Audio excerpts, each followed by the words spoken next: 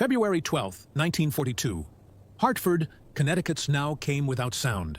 Thick, orderly flakes settling across the roofs of the Colt Machine Division. Inside, the assembly floor carried its own weather. Heat from furnaces, hiss of airlines, the dry rattle of conveyors running before sunrise. The clock on the far wall read 05:47. Steel racks cast long shadows through the steam. Every motion was measured.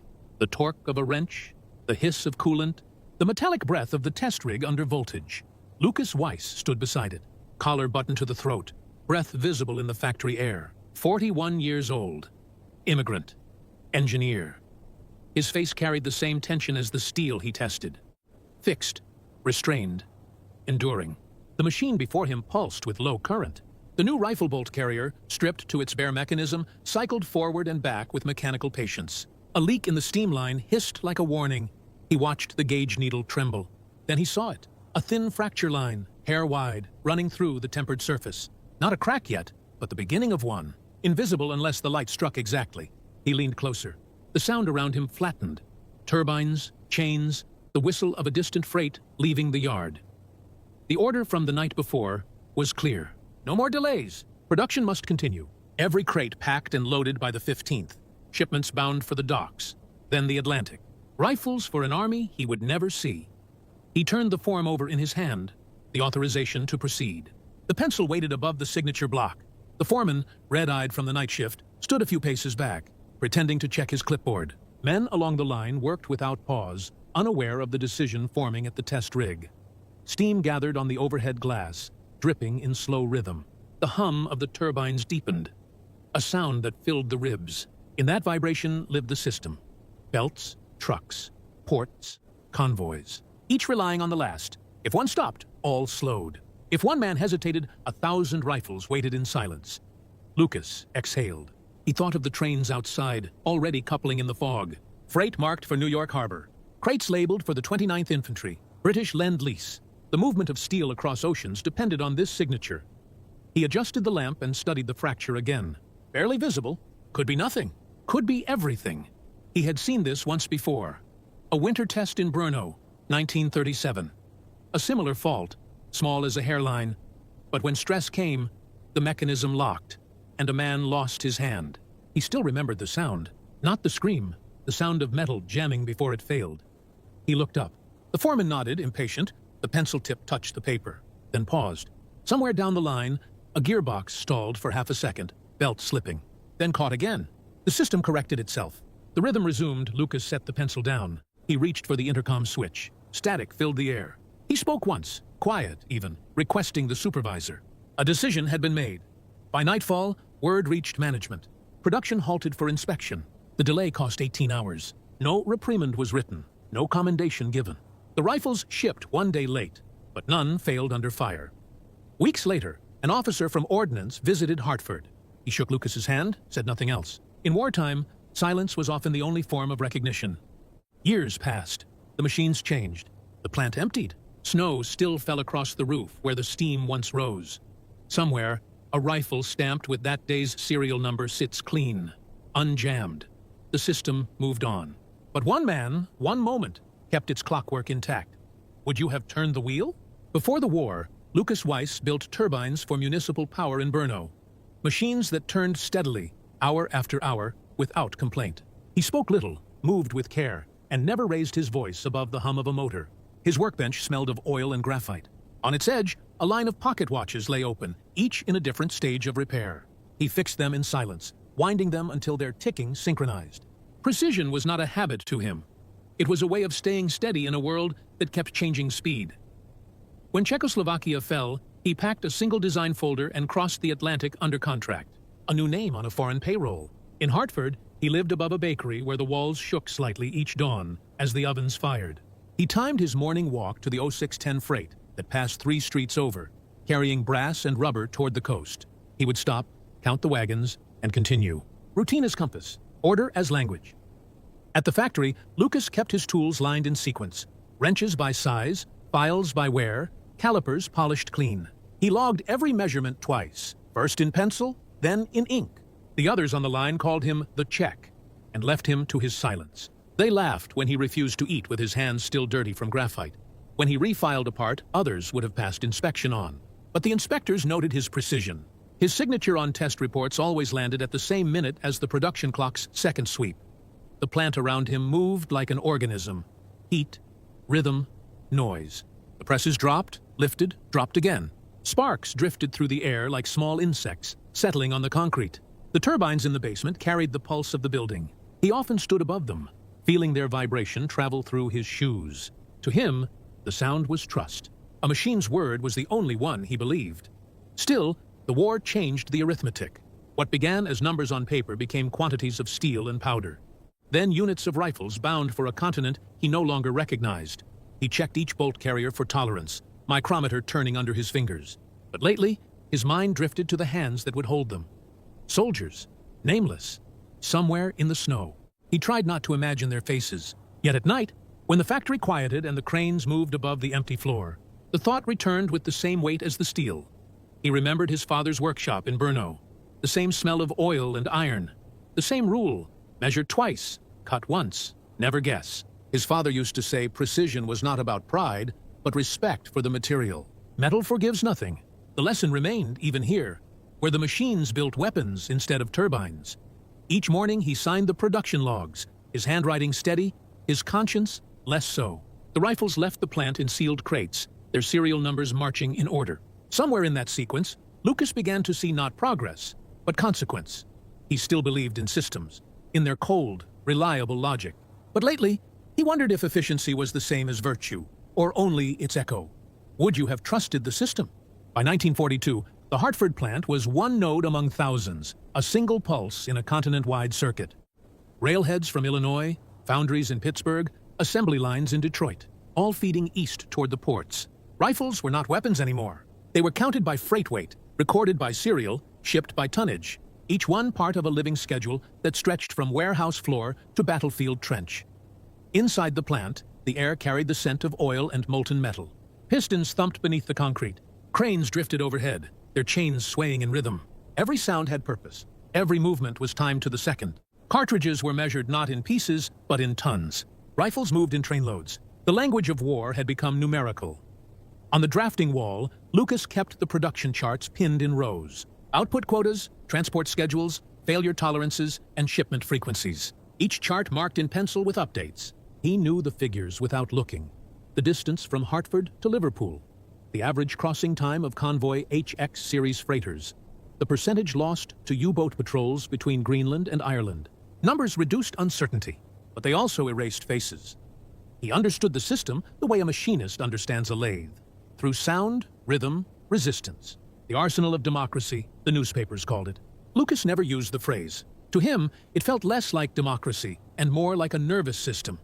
Oil for blood, gears for thought, men for nerves. Each department dependent on the next. If one valve jammed, the pressure built elsewhere. By early February, the pace had reached breaking speed. Trucks idled in the yard, waiting to be loaded before the noon express. Boilers ran without pause. The assembly crews worked 12-hour shifts. The foreman's clipboard filled with check marks, none of them meaning rest. The entire plant moved like a single organism that could not sleep. Lucas walked the inspection floor each morning before the whistle.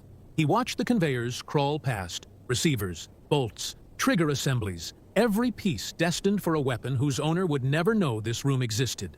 He ran a hand along the cooling barrels, feeling the faint warmth of friction. To him, they were not instruments of violence, but evidence of coordination. Thousands of hands aligned. Elsewhere, boxcars clattered east. In New Jersey, dock cranes lifted crates into Liberty ships under blackout. In Chicago, presses stamped casings by the million. No unit moved alone. The continent itself had become a factory. Lucas recorded the morning data in the ledger. 1,324 rifles completed, 48 rejected, 2 missing from count. Acceptable loss margin, 0.11%. He signed nothing. The line beneath his name remained blank. The fracture he had seen days before still haunted his calculations. A thin weakness invisible in the ledgers, but present in memory. He knew the truth. The system did not break from chaos, but from obedience too perfect to question. Somewhere in this vast rhythm, a single defective bolt could become the ghost in the machine. The noon whistle sounded. Steam bled from the vents. Workers moved on cue. The plant continued its cycle. Lucas folded the report, unsigned, and placed it in the outbox. By nightfall, the trains departed. The line kept moving. The system, alive and indifferent, endured. By March, the air in the plant had changed. The cold had lifted, but something else hung there. Not dust, not steam, but unease. Reports began to drift through the corridors like vapor. Field units in North Africa. Rifles locking after extended fire. No one said failure. The official memo blamed sand, heat, poor maintenance. Still, the rumor carried weight. In factories, words moved slower than machines, but they never stopped. Lucas received the memo folded inside a shipment log. He read it twice, then went back to his bench. The test rig hummed, steady as always. Yet when he checked the new batch, he saw it again. The same thin fracture line, barely visible until the light caught it. Same pattern, same batch number. The steel came from a new supplier, approved during February to meet volume demands. A cheaper alloy, substituted without full testing.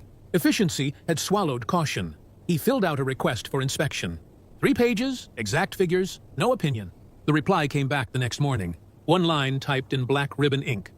Production must continue. Outside, snow had turned to gray water. Freight cars stood in rows along the siding, idling under drizzle, each one marked with stenciled codes. RD 742B, Dest, Norfolk. Condensation gathered on the couplings and ran down the rivets like sweat. Steam drifted from the locomotive vents in slow rhythm. Inside, the assembly line resumed its measured pace. The sound was almost perfect, almost symmetrical. But Lucas began to notice small irregularities. The under-lubricated click of a press that caught before it cycled. A conveyor that hesitated half a second before engaging. A torque wrench that no longer reset to 0. Tiny failures, invisible in the ledgers, but audible to those who listened. He wrote each one in his logbook. Date, time, anomaly, no commentary. Pages filled, neat columns of quiet warnings. Every evening, as the plant emptied, he stayed behind.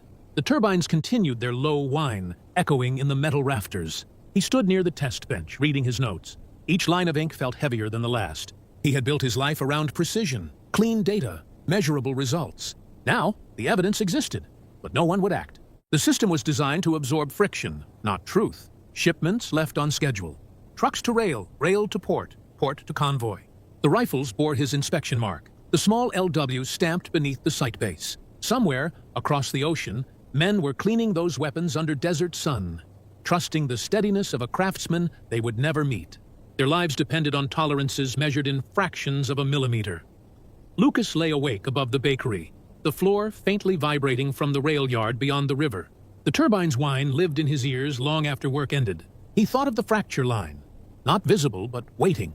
He asked himself whether silence could still count as loyalty. No one around him seemed to ask. In wartime, questioning the system felt like breaking it. Yet he knew the machine had limits. Even steel had a point where stress became failure. The difference was only time.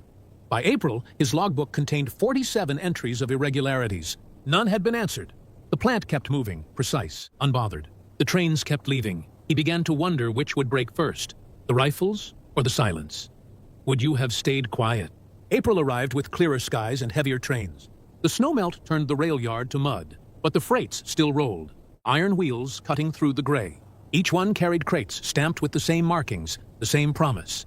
Continuity. The plant gates opened before dawn, workers filing in with lunch tins and thermos cups, each man a rhythm in the larger machine. The siren blew once. Work resumed. On Lucas's desk lay a sealed envelope, official, thick paper, typed in black ribbon. The directive was clear. Do not halt production without authorization. He read it 3 times, tracing the letters as if the ink itself carried authority. Orders came from Washington, translated through offices, clipped to memos, and handed down until they landed here. A man, a bench, a decision. Procedure was not questioned. It was followed. For most of his life, Lucas had found comfort in that order. The rulebook was the same in every country. Measure, report, obey. It was a system of logic immune to noise. But lately, the logic felt thinner. The fracture lines were back. Not 1, not 2, several, all from the same lot. The same cheap alloy, the same heat signature. No misreadings. Not coincidence. Pattern. He logged the findings quietly, date and lot number, as always. Then he stopped. His pencil hovered over the margin. The word recurrence came to mind, but he did not write it. He closed the logbook and sat still, listening. Around him, the plant kept breathing. A steady inhalation of labor and steel. The presses struck in rhythm. The turbines hummed.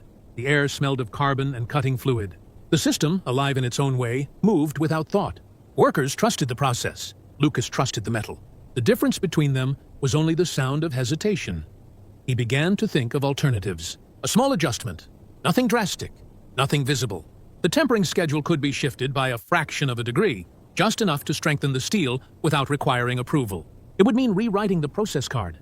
A violation, technically, but so small it might pass unnoticed. The idea lodged in his mind like a bearing that refused to seat. He considered the risk with mechanical calm. One change, if discovered, could mean dismissal. If ignored, the fractures could multiply, invisible until stress found them. The equation was simple. The outcome, not. Outside, a train horn sounded, long and low. He pictured the rifles loaded in the boxcars, stacked in crates, each stamped with his initials beneath the sight mount. Across the ocean, some would jam before firing their third round. Others would not. A margin of error, acceptable on paper, fatal in practice. When he closed his eyes, he saw a soldier's hands gripping a frozen rifle, bolt locked mid-battle. Not imagination, engineering. A simulation of failure played in silence. It did not frighten him. It persisted, mechanical and precise, refusing to leave. By afternoon, Lucas walked the production line again. Slow steps, counting rhythm, watching the metal flow through the process he had helped design. The rational path was obedience, but rationality, he realized, was not the same as truth. At his station, he took the process card, erased the existing number, and wrote a new one, half a degree higher, barely visible. A change so small it might go unnoticed, or alter the outcome of thousands. He replaced the card, closed his logbook, and left the bench without looking back. The turbines droned, indifferent. The plant continued its breath. It began at O2 ice. The plant was half dark, half awake. A hum under concrete, the slow rhythm of machinery left running through the night. Maintenance hours were routine, unobserved. Steam bled from the valves and curled through the rafters, a slow drift that hid motion. Lucas moved through it with deliberate pace, his clipboard folded beneath his arm. He knew which furnace to reach, which gauge to ignore. The flame burned steady, its color a muted orange. He unlocked the control panel, hands blackened from graphite dust. The adjustment would take seconds. Half a degree, not more, enough to shift the structure of the alloy, tighten the grain, eliminate the flaw. On paper, no difference. In metal, everything. He turned the wheel slightly. The valve hissed once, then steadied. The new temperature settled without alarm. The operator on duty sat against a crate, coat pulled up, half asleep. To him, the dials showed nothing unusual. Lucas watched the numbers climb in slow increments, the rise so measured it could pass as drift. Industrial systems moved like this, quiet, obedient, massive. They noticed only large errors, never small corrections. He stayed beside the furnace while the heat built. Each degree took time. The air grew heavier, sharp with iron oxide and burnt oil. Drops of condensation gathered along the pipes and fell to the floor, vanishing in the dust. The glow deepened, then leveled. Inside, the metal changed color, faintly, like breath fading on glass. By or 4:30, he began the cool down. The hiss softened. The motors wound down. The test bolts were withdrawn, still red, cooling under a thin film of powdered grit. Lucas marked their position, their batch code, and waited. He didn't pace. He watched. The color dimmed through red, then brown, then gray. No cracking, no shift. The surface held smooth, stable. When dawn came, the first whistles sounded from the yard. Workers filed in, boots echoing over wet concrete. The foreman arrived with a clipboard, yawning, stamping his gloves. He glanced at the gauges, signed the sheet, and moved on. Everything was within range. Lucas's process card sat on the same hook as before. Unchanged. Officially. Production resumed by 07 Sacru. Conveyors engaged, presses locked into rhythm. Crates rolled down the line, labels pasted, sealed. Nothing appeared different. But in the heart of the system, the correction had taken hold. A deviation hidden beneath compliance. Outside, drizzle hung low over the freight yard. Trains idled under fog, their steel sides glinting faintly. A crane shifted, couplers clanked, sparks struck from wet rails like flint against stone. Lucas stood by the loading dock as the last car connected. The wheels began their slow roll east toward the coast. The sound was hollow, deliberate, final. He didn't feel victory, only the precision of completion. The act had been both forbidden and necessary. One the system would neither record nor forgive. In the ledger, everything remained exact. By noon, the furnaces burned again, steady, indifferent. He filed the logbook under the same date, same signature. No marks, no hesitation. History continued its rhythm, blind, efficient, unknowing. Weeks passed. The factory's rhythm did not change. Boilers fired, presses struck, trains departed under the same gray weather. To the men on the line, every day looked like the one before. But far beyond Hartford, something had shifted. A signal came through military channels scattered by static. The clerk at the telegraph desk logged it without interest. A convoy had reached Liverpool. No ships lost, cargo intact. The message carried no commentary, only tonnage and arrival time. Another sheet followed hours later. Field performance report, Small Arms Division. Operational reliability restored. 2 sentences, unsigned. In Hartford, the memo arrived folded inside a shipment manifest. Routine correspondence. Lucas unfolded it at his station, the graphite still dark on his hands. He read the words twice. They were neutral, administrative, but behind them he recognized the shape of consequence. The rifles were holding, the alloy no longer fractured. Somewhere in North Africa, men he would never meet had pulled their triggers and lived. No one in the plant mentioned the issue again. The earlier complaints had vanished from correspondence, erased by procedure. The defective steel lot was closed out, its supplier code replaced in silence. Even the production charts showed no irregularity. The system, self-correcting, had rewritten its own history. By afternoon, new crates were loaded for the next transport. Forklifts moved between platforms, tires leaving damp tracks. The cranes clanked overhead. The rhythm resumed, indifferent, efficient, whole. Lucas watched the flow for a moment, then returned to his desk. He signed the inspection sheet with the same steady hand. His initials carried no weight now. The paper, once alive with numbers, seemed only to confirm his invisibility. At night, the housing block trembled as freight trains passed. Each wheel strike echoed through the pipes and into the walls. He lay awake, listening. The sound stretched outward, into distance, toward ports, convoys, and fields where fog lay over silent barrels. Somewhere across that span of steel and ocean, his adjustment lived its quiet life. There was no reward, no reprimand. The act existed outside language, like a gear turning inside a sealed machine. The system neither thanked nor punished. It absorbed. It moved on. He returned to the plant each morning. Same walk, same coat.